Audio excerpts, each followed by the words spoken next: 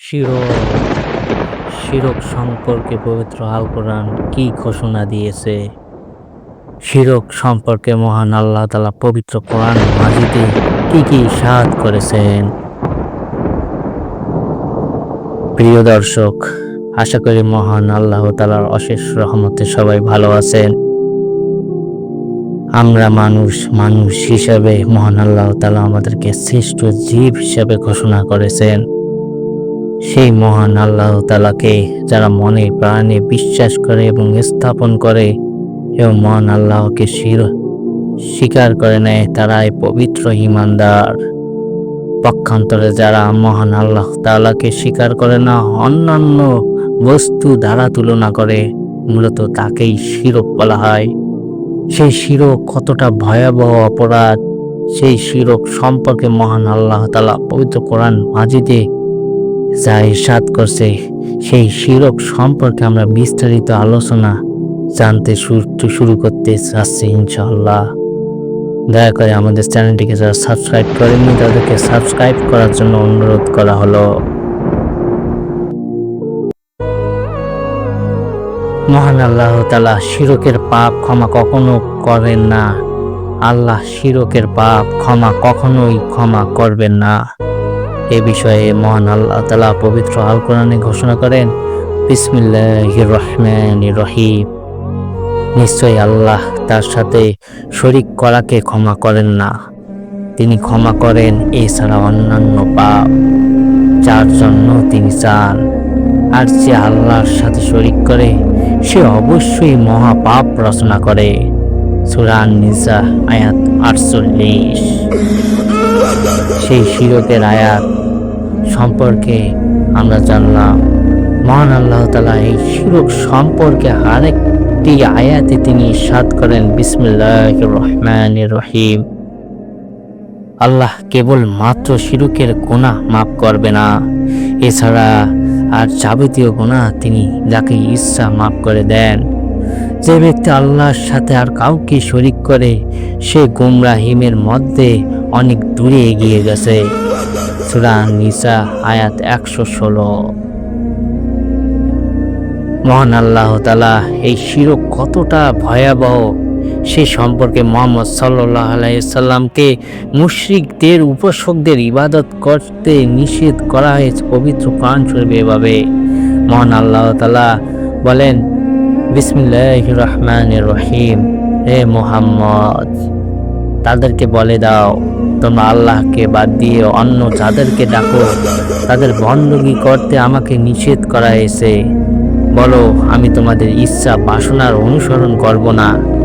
এমনটি করলে আমি বিপদগামী হব এবং সরল সত্য পথ লাভকারীদের অন্তর্ভুক্ত থাকব না।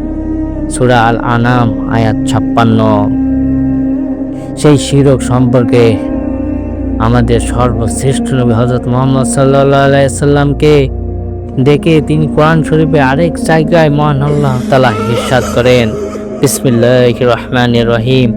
হে মুহাম্মদ, তাদেরকে জিজ্ঞাসা করো, আমরা কি আল্লাহকে বাদ দিয়ে তাদেরকে ডাকবো যারা আমাদের উপকার করতে পারে না, অপকারও করতে পারে না?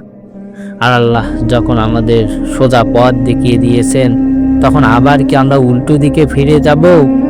আমরা কি নিজেদের অবস্থা সে ব্যক্তির মতো করে নেব যাকে শয়তানরা মরুভূমির বুকে পথ ভুলিয়ে দিয়েছে এবং সে হয়রান, পেরেশান ও উদ্ভ্রান্ত হয়ে ঘুরে বেড়াচ্ছে? অথচ তার সাথীরা তাকে চিৎকার করে ডেকে বলছে, এদিকে এসো, এখানে রয়েছে সোজা পথ। বলো, আসলে আল্লাহর হেদায়েতই একমাত্র সঠিক ও নির্ভুল হেদায়েত এবং তার পক্ষ থেকে আমাদের কাছে নির্দেশ এসেছে, বীর জাহানের প্রভুর সামনে অনুগত্যে শিরোনত করে দাও। সূরা আল-আনাম আয়াত 71। সেই শিরক হলো মুসলিম এবং কাফেরদের মধ্যে সবচাইতে বড় ব্যবধান। সেই শিরক কত ভয়ঙ্কর ব্যাপার, কত বড় অপরাধ যার কোনো ক্ষমা নেই। যার কারণে মহানবী সাল্লাল্লাহু আলাইহি সাল্লামে কে সতর্ক হিসাবে মহানবী সাল্লাল্লাহু আলাইহি সাল্লামকে পবিত্র আল কোরআনে মহান আল্লাহ তাআলা আবার ঘোষণা দিয়ে মহানবী সাল্লাল্লাহু আলাইহি সাল্লামকে বলেন, বিসমিল্লাহির রহমানির রহিম।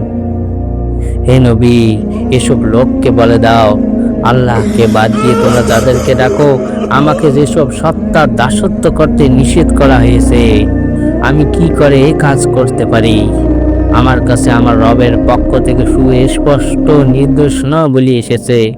আমাকে নির্দেশ দেওয়া হয়েছে আমি যেন গোটা বিশ্ব জাহানের রবের সামনে অনুগত্যের মস্তক অবনত করি। সূরা আল মুমিন আয়াত 66।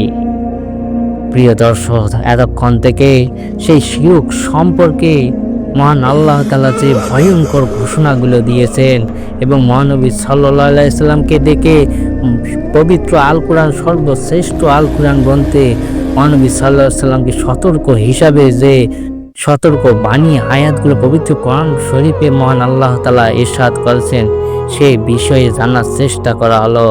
প্রিয় দর্শক, পরবর্তী পর্বে সেই শিরক সম্পর্কে আরো যে মহান আল্লাহ তাআলা পবিত্র কোরআন শরীফে ঘোষণা দিয়েছেন সেই বিষয়ে জানার চেষ্টা করব ইনশাআল্লাহ পর্যায়ক্রমে। তাই মহান আল্লাহ তাআলার অশেষ রহমতে সবাই ভালো থাকুন এবং মহান আল্লাহকে সর্বশ্রেষ্ঠ স্রষ্টা হিসাবে গ্রহণ করে, একমাত্র স্রষ্টা হিসাবে মহান আল্লাহ তাআলার কাছে আমাদের পরকালে যাওয়ার শিকার নিয়ে পরকালে যাওয়ার জন্য মহান আল্লাহ তাআলা তৌফিক দিন। আমিন।